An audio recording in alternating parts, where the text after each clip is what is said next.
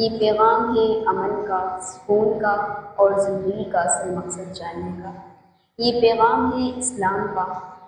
قرآن پاک میں اللہ تعالیٰ فرماتا ہے ادعو الی سبیل ربک بالحکمت والموعظۃ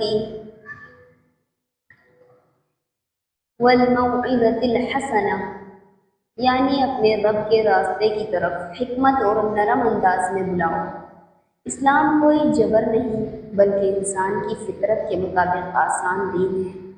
اللہ کی وحدانیت سورہ اخلاص میں اللہ تعالیٰ فرماتا ہے قل هو اللہ احد اللہ الصمد، یعنی اللہ ایک ہے، نہ کسی کو جنا اور نہ کسی سے جنا گیا۔ اسلام کی بنیاد یہی ہے کہ ہم صرف ایک اللہ کی عبادت کریں۔ اسلام آسان دین ہے۔ قرآن میں ہے یرید اللہ بکم الیسر ولا یرید بکم العسر، یعنی اللہ تمہارے لیے آسانی چاہتا ہے، سختی نہیں۔ اسلام بندے پر بوجھ نہیں ڈالتا بلکہ زندگی کو سہل اور پاکیزہ بناتا ہے۔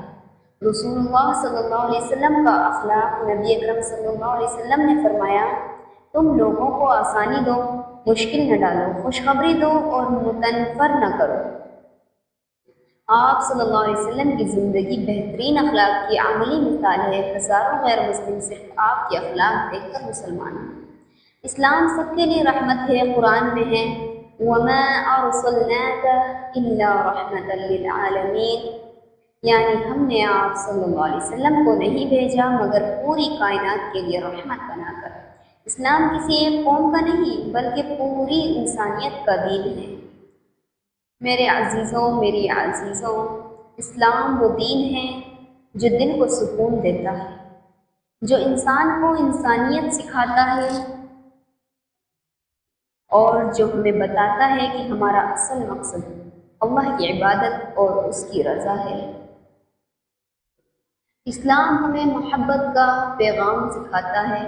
اسلام ہمیں امن اور سکون کی زندگی عطا کرتا ہے۔ اگر آپ دل سے حقیقت تلاش کرنا چاہیں تو قرآن کا مطالعہ کریں، محمد صلی اللہ علیہ وسلم کی سیرت پڑھیں اور اپنی آنکھوں سے دیکھیں کہ اسلام روشنی ہے، محبت ہے، سکون ہے۔